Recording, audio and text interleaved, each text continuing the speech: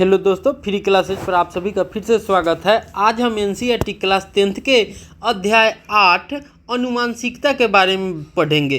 तो अनुवांशिकता क्या होती है उन बिंदुओं पर हम चर्चा करेंगे। तो अनुवांशिकता जो होता है कि मान लीजिए हमारे माता पिता होते हैं या अन्य पूर्वज होते हैं, अगर उनका माता पिता का गुण या अन्य पूर्वजों का गुण जब हमारे संतानों में आते हैं या हम में अवतरित हो जाते हैं तो वो चीज़ें जो होती हैं वही हमारा अनुवांशिकता कहलाता है।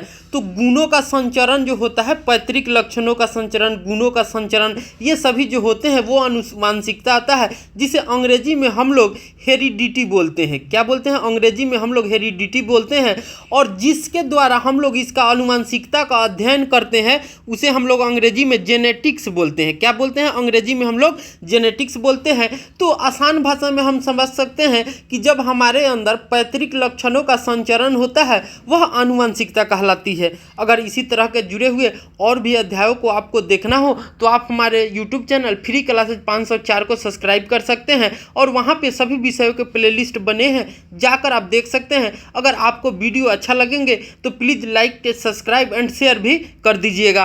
तो आइए आज हम अनुवांशिकता के बारे में पढ़ते हैं और जानने की कोशिश करते हैं कि क्या क्या होते हैं इनमें, पैतृक लक्षणों का या गुणों का संचरण कैसे हमारे शरीर में होता है उनके बारे में हम लोग चर्चा करते हैं। तो हम अध्याय को शुरू करते हैं। तो हमसे कह रहा है, हमने देखा कि जनन प्रक्रमों द्वारा अन्य जीव व्यशिष्ट उत्पन्न होते हैं। तो जनन प्रक्रिया के द्वारा हमने देखा था कि जो नए जीवों की उत्पत्ति होती है जो जनक के समान होते हुए भी कुछ भिन्न होते हैं। तो जनक का समान का मतलब हो जाता है कि जैसे जो हमें जना हुआ है, जिसने हमें जन्मा है, तो उनके क्या होंगे कि जिसने हमें जन्मा है वो हमारे क्या हो जाएंगे? जनक हो जाएंगे। तो जनक के में जो गुण होते हैं वो सामान्य भी होते हैं और कुछ भिन्न भी होते हैं। तो जनक के समान होते हुए भी माने जनक के माने हम लोग समान होते हैं, गुण समान होते हैं, लेकिन कुछ भिन्नताएं भी होती है। हमने यह भी चर्चा किया है कि अलैंगिक जनन में भी कुछ भिन्नताएं कैसे उत्पन्न होती है। अधिकतम संख्या में सफल विभिन्नताएं लैंगिक प्रजनन द्वारा ही प्राप्त होते हैं। तो जो अधिकतम संख्या में आप ऑब्जर्व कीजिएगा तो पाइएगा कि जो अधिकतम जो सफल भिन्नताएं होती हैं वो लैंगिक प्रजनन के द्वारा होती है। क्योंकि हमने प्रजनन की दो प्रकार को देखे थे, अलैंगिक और लैंगिक। तो अलैंगिक जनन जो होते हैं वो एक कोशिकीय जीवों में होता था, जहां हमने देखा था बहुखंडन विधि, मुकुलन, कायिकी प्रवर्धन, ये सभी जो को हमने देखा था। तो ये सभी जो होते हैं वो अलैंगिक जनन है। जहां हमने जनन के बारे में, लैंगिक जनन के बारे में देखा था तो हमने नर जननांगों, मादा जननांगों के बारे में चर्चा किया था। तो लैंगिक जनन में जो होते हैं वो दो एकल जीव जो होते हैं पार्टिसिपेट करते हैं। क्या होते हैं? दो एकल जीव होते हैं, उनसे नए संतानों की उत्पत्ति होती है। तो जो अधिकतम जो सफल भिन्नताएं हम लोग देखते हैं वो हमारा कहाँ देखने को मिलता है? तो लैंगिक प्रजनन में देखने को मिलता है। यदि हम गन्ने के खेत का अवलोकन करें तो हमें व्यशिष्टगत पौधे में बहुत कम भिन्नताएं दिखाई पड़ती है। मानव एवं अधिकतर जंतु जो लैंगिक जनन द्वारा उत्पन्न होते हैं। तो जो मानव होते हैं या अधिकतर जंतु जो होते हैं वो लैंगिक जनन द्वारा ही उत्पन्न होते हैं। इनमें व्यष्टिगत स्तर पर अनेक विभिन्नताएं परिलक्षित होती है। इस अध्याय में हम उन क्रिया विधि का अध्ययन करेंगे जिसके कारण भिन्नताएं उत्पन्न एवं वंशागत होती है। अब हम आगे जनन के दौरान विभिन्नताओं का संचयन, माने जनन के दौरान हमारे शरीर में विभिन्नताओं का संचयन कैसे होता है इस बारे में हम लोग चर्चा करेंगे। तो हमसे कह रहा है पूर्ववर्ती पीढ़ी, माने हम लोग जो हैं उनसे बड़े, जैसे हमारे पापा हो गए वो क्या हो गए? पूर्ववर्ती पीढ़ी हो गए। दादा हो गए वो पूर्ववर्ती पीढ़ी हो गए। माने पूर्व का मतलब होता है पहले, और पीढ़ी का जो हमारे दर से चला रहा है वंशावगति। संतति को एक आधारिक शारीरिक अभिकल्प एवं कुछ विभिन्नताएं प्राप्त होती है। अब जरा सोचिए कि इस नई पीढ़ी के जनन का क्या परिणाम होगा। दूसरी पीढ़ी में पहली पीढ़ी से आहतरित भिन्नताएं एवं कुछ नई विभिन्नताएं उत्पन्न होंगी। चित्र 8.1 में उस स्थिति को दर्शाया गया है जबकि केवल एकल जीव जनन करता है, जैसा कि अलैंगिक जनन में होता है। तो जब एकल जीव जनन करते हैं तो वो क्या कहलाते हैं? अलैंगिक जनन कहलाते हैं। ये एक कोशिकीय। जब दो एकल जीव आपस में मिलकर जनन करते हैं वो हमारा लैंगिक जनन कहलाता है। यदि एक जीवाणु विभाजित होता है तो परिणामतः दो जीवाणु उत्पन्न होते हैं। अगर तो एक जीवाणु जो होते हैं वो विभाजित होकर क्या 2 जीवाणु उत्पन्न होते हैं, जो पुनः विभाजित होकर 4 जीवाणु संपन्न उत्पन्न करेंगे, जिनमें आपस में बहुत अधिक समानताएं होंगी। उनमें आपस में बहुत कम अंतर होगा, जो डीएनए की प्रतिकृति के समय न्यून त्रुटियों के कारण, न्यून का मतलब होता है कम त्रुटियों के कारण उत्पन्न होंगी। परंतु यदि लैंगिक जनन होता है तो विविधता अपेक्षाकृत और अधिक होती है। जब हम अलैंगिक जनन में देखते हैं तो जो भिन्नताएं होती हैं, विभिन्नताएं होती हैं जीवों में, वो बहुत कम होती हैं। लेकिन जो हमारा लैंगिक जनन होता है उनमें विविधताएं जो होती है वो अपेक्षाकृत अलैंगिक जनन के अधिक होती है। इसके विषय में हम आनुवांशिकता के नियमों के चर्चा के समय देखेंगे। जैसा कि आप देख सकते हैं, ये मान लीजिए कि हमारा एक जीव है, इससे 2 नए जीव बनते हैं, 2 नए जीव से ये 4 हो गए, 4 से ये फिर कितने हो जाएंगे, 2 4 6 8 बनेंगे। इसी तरह से ये बढ़ते रहते हैं। अब हम आगे देखते हैं, क्या किसी स्पीसीज में इन सभी विभिन्नताओं के साथ अपने अस्तित्व में रहने की संभावना एक समान है? निश्चित रूप से नहीं। प्रकृति की विविधता के आधार पर विभिन्न जीवों को विभिन्न प्रकार के लाभ हो सकते हैं। उष्णता को सहन करने की क्षमता वाले जीवाणु को अधिक गर्मी से बचने की संभावना अधिक होती है। तो जो मान लीजिए जो जीव जो होते हैं, जीवाणु है, वो अगर गर्मी में रहने के आदि होते हैं, सहन कर सकते हैं, तो उनमें क्या होगा कि जीवाणुओं को अधिक गर्मी से बचने की संभावना क्या होगी, वो अधिक हो जाती है, ज़्यादा हो जाती है। इसकी चर्चा हम पहले कर चुके हैं। पर्यावरण कारकों द्वारा उत्तम परिवर्तन का चयन जैव विकास प्रक्रम का आधार बनाता है। तो पर्यावरण जो कारक होते हैं वो हमारे उत्तम परिवर्तन का, जैव विकास का क्या होते हैं, आधार बनाते हैं, जिसकी चर्चा हम आगे करेंगे। अब हम आगे देखते हैं आनुवांशिकता के बारे में। तो आनुवांशिकता, जिसे हम लोग हेरिडिटी भी कहते हैं, तो जनन प्रक्रम का सबसे महत्वपूर्ण परिणाम संतति के जीवों के समान डिजाइन, जिसे अभिकल्पना का होना है। तो जनन जो प्रक्रियाएं होती हैं उसमें हमने देखा था कि जो संतति जीवों का जो अभिकल्प होते हैं वो सबसे महत्वपूर्ण होते हैं। आनुवांशिकता नियम इस बात का निर्धारण करते हैं जिनके द्वारा विभिन्न लक्षण पूर्ण विश्वसनीयता के साथ वंशागत होते हैं। आइए इन नियमों का ध्यानपूर्वक अध्ययन करें। अब हमारा पहला नियम क्या कह रहा है, तो हमारा पहला लक्षण हो जाता है वंशागत लक्षण। जो हमारे वंशों में लगातार हो रहे हैं तो लक्षण जो होते हैं वो क्या कहलाते हैं, वंशागत लक्षण कहलाते हैं। तो वास्तव में समानता एवं भिन्नताओं से हमारा क्या अभिप्राय है? हम जानते हैं कि शिशु में मानव के सभी आधारभूत लक्षण होते हैं। तो जो शिशु होते हैं उनमें मानव के सभी आधारभूत जो लक्षण होते हैं, मूलभूत जो इकाइयाँ होती हैं वो सभी होते हैं। ये भी पूर्ण रूप से अपने जनकों जैसा दिखाई नहीं पड़ता तथा मानव समशिष्ट में यह विभिन्नता स्पष्ट दिखाई देती है, जैसे कि आप देख सकते हैं। अब हम समझने के लिए क्रियाकलाप 8.1 को देखते हैं। अपनी कक्षा में सभी छात्रों के कान का अवलोकन कीजिए। ऐसे छात्रों की सूची बनाइए जिनकी कर्णपाली ईयर लॉब स्वतंत्र हो तथा जुड़ी हो। जुड़े कर्णपाली वाले छात्रों एवं स्वतंत्र कर्णपाली वाले छात्रों के प्रतिशत की गणना कीजिए। प्रत्येक छात्र के कर्णपाली के प्रकार को उनके जनक से मिलाकर देखिए। इस प्रेक्षण के आधार पर कर्णपाली के वंशागति के संभावित नियम का सुझाव दीजिए। तो हमसे कह रहा है कि हम अपनी कक्षा में सभी छात्रों के कानों का अवलोकन करते हैं, जिसे कर्णपाली कहते हैं। तो कौन स्वतंत्र रूप से जुड़ी है, कौन अलग जुड़ी हुई है, इनके बारे में हमको चर्चा करना है। तो जैसे देखिए, ये जो हमारा है ये क्या है कि स्वतंत्र रूप से जुड़ी हुई है, क्योंकि ये जो सटा हुआ नहीं है। लेकिन ये क्या है, स्वतंत्र रूप से जुड़ी नहीं है। तो ऐसे ऐसे कानों में हमको अंतर करना है और ऑब्जर्व करना है उनके पिता के गुणों से कि पिता के भी कान जो है कि ऐसे हैं या कुछ अलग हैं। अब हम आगे देखते हैं वो लक्षणों की वंशागति के नियम, मेंडल का योगदान। तो लक्षणों की वंशागति के नियम किसने दिया था, तो मेंडल ने दिया था। तो मेंडल का क्या योगदान था उनके बारे में हम लोग देखते हैं। मानव में लक्षणों की वंशागति के नियम इस बात पर आधारित है कि माता पिता दोनों ही समान मात्रा में अनुवांशिक पदार्थों को संतति में हस्तांतरित करते हैं। तो जो हमारे माता पिता होते हैं वो समान मात्रा में अनुवांशिक जो पदार्थ होते हैं उनको संतति अर्थात शिशु में स्थानांतरित करते हैं, भेजते हैं। इसका अर्थ यह है कि प्रत्येक लक्षण पिता और माता के डीएनए से प्रभावित हो सकते हैं। तो प्रत्येक जो हम लोगों में लक्षणों का आना होता है वो माता और पिता के डीएनए से जो होते हैं उनसे वो प्रभावित होते हैं। अतः प्रत्येक लक्षण के लिए प्रत्येक संतति में 2 विकल्प होंगे। फिर संतान में कौन सा लक्षण परिलक्षित होगा, मेंडल ने इस प्रकार की वंशागति के कुछ नियम भी प्रस्तुत किए। उन प्रयोगों के बारे में जानना अत्यंत रोचक होगा जो उसने लगभग 1 शताब्दी से भी पहले किए थे। अब हम आगे देखते हैं ग्रेगर जॉन मेंडल के बारे में। तो ग्रेगर जॉन मेंडल का जन्म जो हुआ था 1822 में हुआ था और उनकी मृत्यु 1884 ईस्वी में हुआ था। मेंडल की प्रारंभिक शिक्षा गिरजाघर में हुई थी तथा वह विज्ञान और गणित के अध्ययन के लिए वियना विश्वविद्यालय गए। अध्यापन हेतु सर्टिफिकेट की परीक्षा में असफल होना उनकी वैज्ञानिक खोज की प्रवृत्ति को दबा नहीं सका। वह अपनी मोनेस्ट्री में वापस गए तथा मटर पर प्रयोग करना प्रारंभ किया।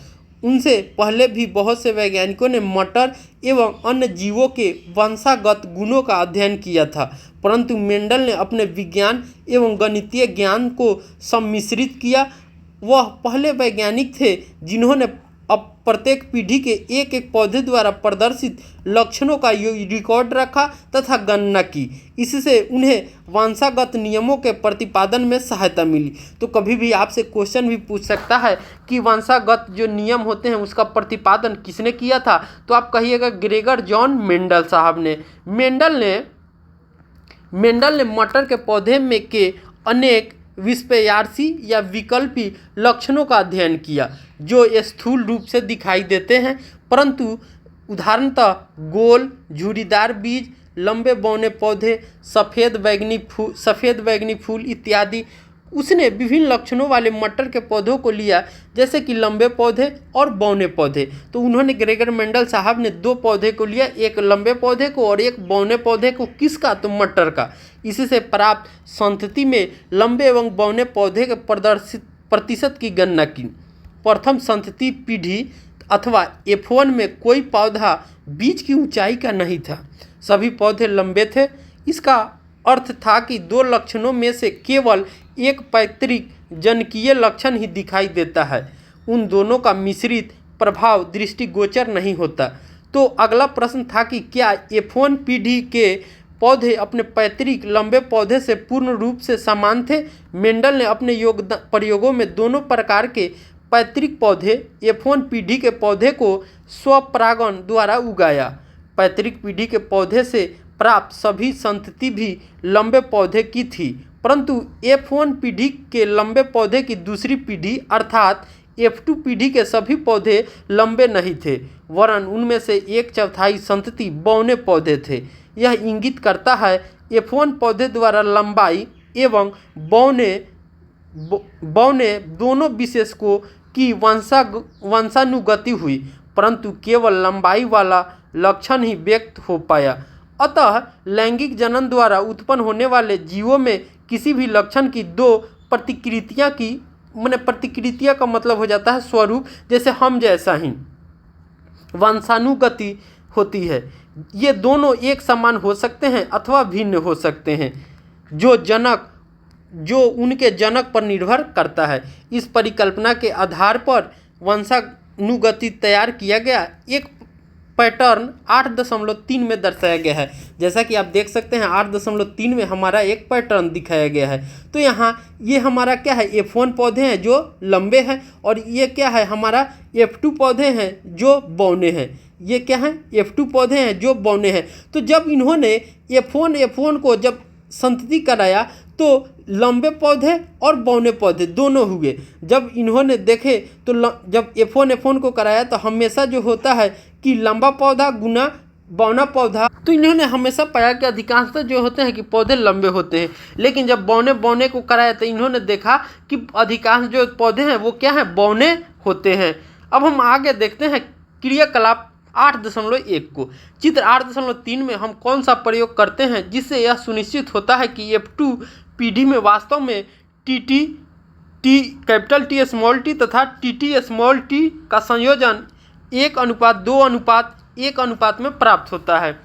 इस व्याख्या में कि कैपिटल T एवं कैपिटल टी स्मॉल टी दोनों ही लंबे पौधे हैं, जबकि केवल स्मॉल टी बौने पौधे हैं। दूसरे शब्दों में कैपिटल टी की एक प्रति ही पौधे को लंबा बनाने के लिए पर्याप्त है, जबकि बौने के लिए स्मॉल टी की दो प्रतियां स्मॉल टी ही होनी चाहिए।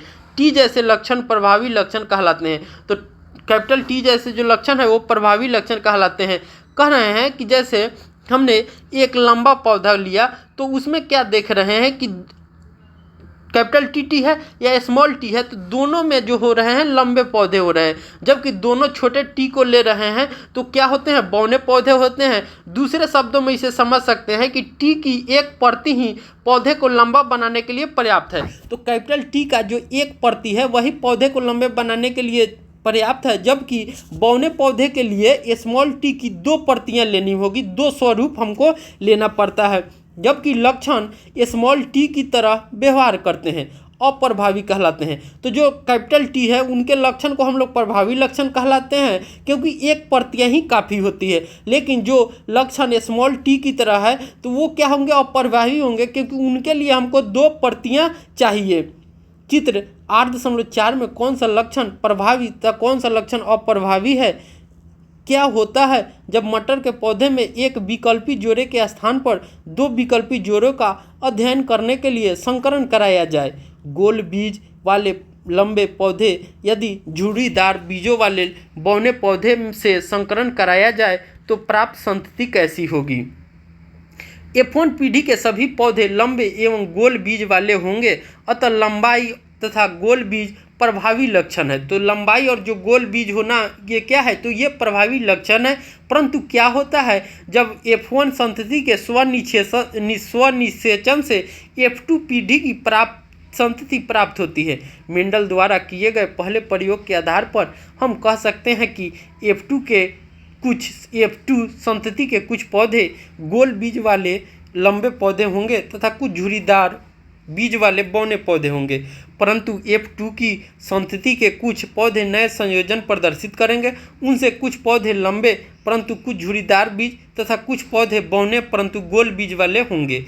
यहाँ आप देख सकते हैं कि किस तरह F2 पीढ़ी में नए लक्षणों का संयोजन देखने को मिला, जब बीज के आकार और रंग को नियंत्रित करने वाले कारकों के पुनर्संयोजन से युग्मनज बना जो F2 पीढ़ी में अग्रणी रहा। अतः लंबे एवं बौने लक्षण तथा गोल झुर्रीदार लक्षण स्वतंत्र रूप से वंशानुगत होते हैं। एक और उदाहरण चित्र 8.5 में दर्शाया गया है। जैसा कि आप देख सकते हैं तो ये हमारा क्या है, ये हमारा P है। जब हमने छोटे पौधे से संकरण कराया तो F1 हुआ। तो ये हमारा क्या है, ये हमारा क्या है, प्रभावी है, प्रभावी लक्षण है। यहाँ पे देखिए तो ये जो होगा स्वनिषेचन से ये तीनों समान है, तो ये हमारा क्या है, प्रभावी लक्षण है। ये क्या हो जाएंगे, ये अप्रभावी लक्षण में आ जाएंगे। जब आप आगे देखते हैं तो यहाँ देखिए ये हमारा क्या है, गोल हरे बीज है और ये क्या है, झुर्रीदार पीले बीज है। जब दोनों को आपस में संकरण कराया गया तो एक हमारा गोल हरे वाले मिले और एक हमारा क्या वाला मिला, तो झुर्रीदार जो होगा, झुर्रीदार और हरे बीज वाले मिले। दोनों को जब संकरण कराया गया तो फिर हमको गोल पीले वाले बीज मिले। तो ये दोनों जो क्रियाएं होती हैं वो हमेशा चलते रहते हैं। आगे हमसे कह रहा है यह लक्षण अपने आप को किस प्रकार व्यक्त करते हैं। तो ये इनमें जो लक्षण आते हैं वो अपने आप को किस प्रकार व्यक्त करते हैं उसके बारे में हम लोग देखते हैं। अनुवांशिकता कार्य विधि किस प्रकार होती है। कोशिका के DNA डीऑक्सीराइबोन्यूक्लिक एसिड में प्रोटीन संश्लेषण के लिए एक सूचना स्रोत होता है। DNA का वह भाग जिसमें किसी प्रोटीन संश्लेषण के लिए सूचना होती है उस प्रोटीन का जीन कहलाता है। तो यहाँ पे एक टर्म आया हमारा जीन। तो जीन क्या होता है, तो हम कह सकते हैं कि जीन का वह भाग है जिसमें किसी प्रोटीन के संश्लेषण के लिए सूचना होती है, वो हमारा जीन कहलाता है। तो प्रोटीन संश्लेषण के लिए जो सूचना होती है वो हमारा क्या कहलाता है, प्रोटीन का जीन कहलाता है। प्रोटीन विभिन्न लक्षणों में अभिव्यक्ति को किस प्रकार नियंत्रित करती है इसकी हम चर्चा करते हैं। आइए पौधे की लंबाई के एक लक्षण को उदाहरण के रूप में लेते हैं।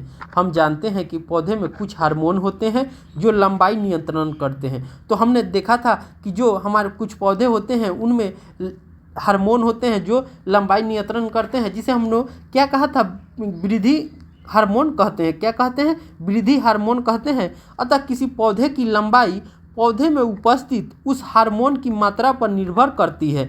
पौधे के हार्मोन की मात्रा उस प्रकर्म की दक्षता पर निर्भर करेगी जिसके द्वारा यह उत्पादित होती है। तो हार्मोन कितना सीक्रेट हो रहा है, कितना रिलीज हो रहा है, कितना उत्पन्न हो रहा है, इस पर वो पौधे की जो लंबाई होती है वो निर्भर करती है कि पौधा लंबा होगा या बौना होगा।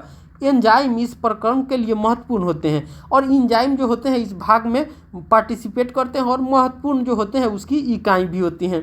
यदि एंजाइम प्रकिण्वन दक्षता से कार्य करेगा तो हार्मोन पर्याप्त मात्रा में बनेगा। अगर एंजाइम प्रॉपर मात्रा से काम करते हैं तभी हार्मोन जो होते हैं पर्याप्त मात्रा में बनते हैं। अगर एंजाइम प्रॉपर रूप से काम नहीं करते हैं तो हमारा हार्मोन का जो स्राव होता है वो कम होता है तथा पौधे लंबा होगा। यदि इस प्रोटीन के जीन में कुछ परिवर्तन आते हैं तो बनने वाली प्रोटीन की दक्षता पर प्रभाव पड़ेगा, वह कम दक्षता होगी, अतः बनने वाले हार्मोन की मात्रा कम होगी तथा पौधा बौना होगा। अतः जीन लक्षणों को नियंत्रित करती है। तो जो जीन होते हैं वो क्या करते हैं? तो वो लक्षणों को नियंत्रित करते हैं, ट्रेट्स को नियंत्रित करते हैं। आगे हम देखते हैं, यदि मेंडल के प्रयोगों की व्याख्या जिसकी चर्चा हम कर रहे थे ठीक है, तो इसकी चर्चा हम पिछले अध्याय में कर चुके हैं। लैंगिक प्रजनन के दौरान संतति के डीएनए में दोनों जनक का समान रूप से योगदान होता है। तो जो लैंगिक प्रजनन होते हैं उनमें संतति के दौरान जो डीएनए होते हैं तो दोनों जनक का उनमें समान रूप से योगदान होता है। यदि दोनों जनक संतति के लक्षण के निर्धारण में सहायता करते हैं तो दोनों जनक एक ही जीन की एक प्रतिकृति संतति को प्रदान करेंगे। इसका अर्थ है कि मटर के प्रत्येक पौधे में सभी जीन के 2 सेट होंगे। प्रत्येक जनक के एक सेट की वंशानुगति होती है। इस तरीके को सफल करने के लिए प्रत्येक जनन कोशिका में जीन का केवल एक ही सेट होगा। तो प्रत्येक सफल जो होते हैं उनमें जनन कोशिका में केवल एक ही सेट जीन होता है, जबकि सामान्य कायिक कोशिकाओं में जीन के सेट की 2 प्रतियां कॉपीज होती हैं। फिर इनसे जनन कोशिका में इसका एक सेट किस प्रकार बनता है? यदि संतति पौधे को जनक पौधे से संपूर्ण जीनों का एक पूर्ण सेट प्राप्त होता है तो चित्र 8.5 में दर्शाया प्रयोग सफल नहीं हो सकता है। इसका मुख्य कारण है कि 2 लक्षण RY सेट में एक दूसरे से संलग्न रहेंगे। तो मान लीजिए कि 2 लक्षण है हमारा R और Y, तो दोनों जो सेट हैं उसमें एक दूसरे से क्या रहेंगे? संलग्न रहेंगे, जुड़े हुए रहेंगे, स्वतंत्र रूप में आहरित नहीं हो सकते। इसे इस तथ्य के आधार पर समझा जा सकता है कि वास्तव में जीन एक सेट केवल एक डीएनए श्रृंखला के रूप में न होकर डीएनए के अलग अलग स्वतंत्र रूप में होते हैं। तो इसको हम लोग आसानी से समझने के लिए कह सकते हैं कि जो जीन होते हैं सेट, जो जीन का सेट है केवल एक डीएनए श्रृंखला के रूप में न होकर डीएनए के अलग अलग जो स्वतंत्र रूप होते हैं उसमें वो होते हैं। प्रत्येक एक गुणसूत्र कहलाता है और जो प्रत्येक होते हैं तो एक प्रत्येक को हम लोग क्या कहते हैं? गुणसूत्र कहते हैं। आगे हम लोग देखते हैं तो हमसे कह रहा है कि अतः प्रत्येक कोशिका में प्रत्येक गुणसूत्र की 2 प्रतिकृतियां होती है जिनमें से एक नर तथा दूसरी क्या होते हैं? मादा जनक से प्राप्त होते हैं। प्रत्येक जनक कोशिका जैसे पैतृक अथवा मातृक से गुणसूत्र के प्रत्येक जोड़े का केवल एक ही सूत्र जनन कोशिका में जाता है। तो जो जनन सूत्र होते हैं, गुणसूत्र होते हैं, तो गुणसूत्र हमारे पास जो हैं तो उनमें से क्या होता है? 23 जोड़े होते हैं। तो 23 जोड़े में तो 22 जोड़े स्थिर रहते हैं और एक 23वां जो जोड़ा रहता है, एक जोड़ा, यही क्या करता है? यही गुणसूत्र हमारा क्या करता है? पार्टिसिपेट करता है, भाग लेता है। कि क्या करता है? पार्टिसिपेट लेता है और भाग लेता है। जब 2 युग्मों का संलयन होता है तो बने हुए युग्मनजों में गुणसूत्र की संख्या पुनः सामान्य हो जाती है तथा संतति में गुणसूत्रों की संख्या निश्चित बनी रहती है, जो स्पीशीज के डीएनए के स्थायित्व को सुनिश्चित करता है। वंशागति की इस क्रिया विधि से मेंडल के प्रयोगों के परिणाम की व्याख्या हो जाती है। इसका उपयोग लैंगिक जनन वाले सभी जीव करते हैं। परंतु अलैंगिक जनन करने वाले जीव भी वंशागति के इन्हीं नियमों का पालन करते हैं। तो इसका उपयोग जो होता है वो लैंगिक जनन वाले जीव तो सभी करते हैं, परंतु अलैंगिक जनन करने वाले जो जीव होते हैं उनमें भी जो वंशागति नियमों का पालन करते हैं और उनमें भी इसी नियम के द्वारा जो होता है कि उनमें लक्षणों और गुणों का संचार होता है। क्या हम पता लगा सकते हैं कि वंशागति किस प्रकार की होती है? अब हम आगे देखते हैं लिंग निर्धारण। तो किसी भी चीज़ का हम लोग लिंग निर्धारण कैसे होता है उसके बारे में हम लोग चर्चा करते हैं। इस बात की चर्चा हम कर चुके हैं कि लैंगिक जनन में भाग लेने वाले दो एकल जीव किसी न किसी रूप से एक दूसरे से भिन्न होते हैं, जिसके कई कारण हैं। नवजात का लिंग निर्धारण कैसे होता है? अलग अलग स्पीसीज इसके लिए अलग अलग युक्ति अपनाते हैं। कुछ पूर्ण रूप से पर्यावरण पर निर्भर करते हैं, इसलिए कुछ प्राणियों में जैसे कुछ सरीसृप लिंग निर्धारण निषेचित अंडे के उष्मायन ताप पर निर्भर करता है। संतति नर होगी या मादा, घोंघे जैसे कुछ प्राणी अपना लिंग बदल सकते हैं, जो इस बात का संकेत है कि इनमें लिंग निर्धारण अनुवांशिक नहीं है। तो जो घोंघे होते हैं वो अपना लिंग बदल सकते हैं, तो इससे हम कह सकते हैं कि जो लिंग निर्धारण है वो अनुवांशिक नहीं होती है, लेकिन मानव में लिंग निर्धारण अनुवांशिक आधार पर होता है। तो मानव में जो लिंग निर्धारण होता है वो अनुवांशिक आधार पर ही होता है, लेकिन ये जो लिंग निर्धारण जो है कि वो अनुवांशिक नहीं होते हैं। दूसरे शब्दों में जनक जीवों से वंशानुगत जीन इस बात का निर्णय करते हैं कि संतति लड़का होगा अथवा लड़की होगी, परंतु अभी तक हमने मानते हैं कि दोनों जनकों से एक जैसे जीन सेट संतति में जाते हैं। यदि यह शाश्वत नियम है तो फिर लिंग निर्धारण वंशानुगत कैसे हो सकता है? इसकी व्याख्या इस तथ्य में निहित है कि मानव के सभी गुणसूत्र पूर्ण रूपेण युग्म में नहीं होते हैं। तो मानव में जितने भी गुणसूत्र होते हैं तो हम 46 होते हैं, तो गुणसूत्र जो रहते हैं वो युग्मक में नहीं रहते हैं। मानव में अधिकतर गुणसूत्र माता और पिता के गुणसूत्रों को प्रतिरूप होते हैं। इनकी संख्या 22 जोड़े हैं, परंतु एक युग्म इसे लिंग सूत्र कहते हैं जो सदा पूर्ण जोड़े में नहीं होते हैं। स्त्री में गुणसूत्र का पूर्ण युग्म होता है तथा दोनों एक सेक्स कहलाते हैं, लेकिन पुरुष नर में यह जोड़ा परिपूर्ण जोड़ा नहीं होता है, जिसमें एक गुणसूत्र का आकार X होता है तथा दूसरा गुणसूत्र छोटा होता है जिसे Y गुणसूत्र कहते हैं। अतः स्त्रियों में XX तथा पुरुषों में XY गुणसूत्र होते हैं।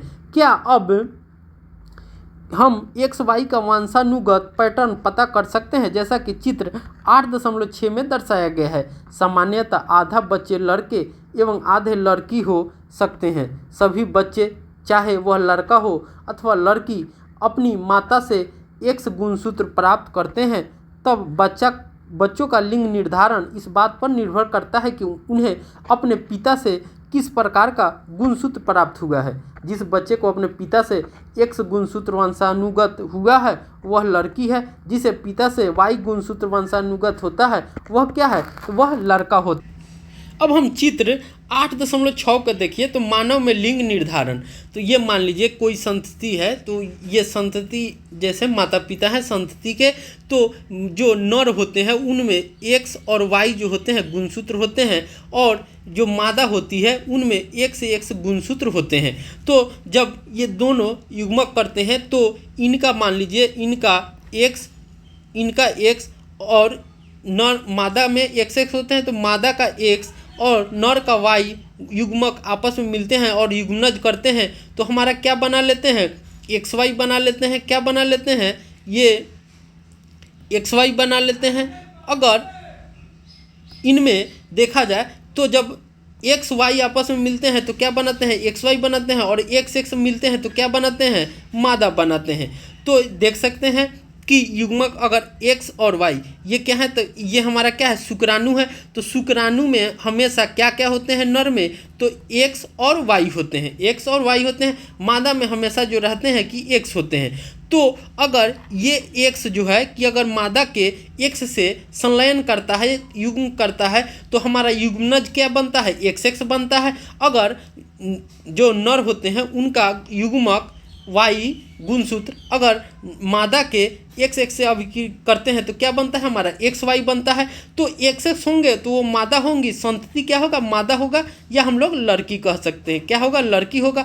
और जो हमारा एक्स वाई होते हैं तो ये हमारा संतति क्या हो जाएगा, तो ये नर होते हैं जिसे हम लोग लड़का भी कह सकते हैं। तो इसी के गुणों के आधार पर उनका लिंग का निर्धारण होता है। इस तरह से हमने चैप्टर 8 अनुवांशिकता के सभी बिंदुओं पर चर्चा किए और बेहतर तरीके से सीखने और समझने का प्रयास किए। तो एक बार इसे पूरा हम लोग सभी बिंदुओं पर चर्चा करते हैं कि इस अध्याय में हमने क्या क्या देखा है। तो हमने देखा कि जो जनन होते हैं तो जनन के समय उत्पन्न विभिन्नताएं वंशानुगत हो सकती है। तो जनन की प्रक्रिया के दौरान जो हम लोगों में उत्पन्न होते हैं तो विभिन्नताएं जो होती है वो वंशानुगत भी हो सकती है। आगे हमने देखा था कि इन विभिन्नताओं के कारण जीव की उत्तरजीविता में वृद्धि हो सकती है। तो इन विभिन्नताओं के कारण ही हम जीवों में उत्तरजीविता में वृद्धि होती है। आगे हमने देखा था कि लैंगिक जनन वाले जीवों में एक अभिलक्षण ट्रेट के जीन के 2 प्रतिरूप होते हैं। इन प्रतिरूपों के एक समान न होने की स्थिति में जो अभिलक्षण व्यक्त होता है उसे प्रभावी लक्षण तथा अन्य को अप्रभावी लक्षण कहते हैं। तो हमसे कह रहा है कि जो लैंगिक जनन होते हैं उनमें जब जीन के जो प्रतिरूप होते हैं तो क्या है कॉपीज होते हैं, दोनों एक दूसरे के समान होते हैं। तो इन प्रतिरूपों में अगर एक समान न होने की स्थिति में जो अभिलक्षण व्यक्त होता है उसे क्या कहते हैं प्रभावी लक्षण, और जो अन्य को क्या होंगे जो अन्य दूसरा होगा वो हमारा क्या कहलाएगा अप्रभावी लक्षण कहलाता है। आगे हमने देखा था कि विभिन्न लक्षण किसी जीव में स्वतंत्र रूप से वंशानुगत होते हैं, संतति में नए संयोग उत्पन्न होते हैं। अब सभी जो लक्षण होते हैं किसी भी जीव में स्वतंत्र रूप से वंशानुगत होते हैं, जिससे क्या होता है तो संतति जो होते हैं उनमें नए संयोग उत्पन्न होते हैं। आगे हमने देखा था कि विभिन्न स्पीशीज में लिंग निर्धारण के कारक भिन्न होते हैं। मानव में संतान का लिंग इस बात पर निर्भर करता है कि पिता से मिलने वाला गुणसूत्र एक्स अथवा वाई। एक्स जो होते हैं वो लड़कियों के लिए होते हैं, किन के लिए लड़कियों के लिए, और वाई जो होते हैं वो लड़कों के लिए किस प्रकार कार्य करते हैं। जैसे कि हमने देखा था तो पिता में एक्स वाई होते हैं, माँ में एक्स एक्स होते हैं। तो जब पिता का एक्स अगर माँ के एक्स से मिलता है तो एक्स एक्स बनता है, जो क्या होता है तो लड़की हो जाएंगी। अगर पिता का वाई माँ के एक्स से मिलता है तो हमारा युग्मनज एक्स वाई बनता है, जिससे क्या होता है तो नर कह सकते हैं या लड़का कह सकते हैं, ये उत्पन्न होता है। इस तरह से हमने अध्याय 8 वंशानुगता के बारे में चर्चा की है। तो इस तरह से क्लास 10th के NCERT का अध्याय 8 अनुवांशिकता को हमने सभी बिंदुओं पर चर्चा की और बेहतर तरीके से सीखा। उम्मीद है आपको भी वीडियो अच्छा लगेगा। अगर कोई आपको इस अध्याय से रिलेटेड कोई समस्या है तो आप कमेंट सेक्शन में लिख सकते हैं। तो मिलते हैं अगले वीडियो में अगले अध्याय के साथ। आज के लिए इतना ही, तब तक के लिए बाय।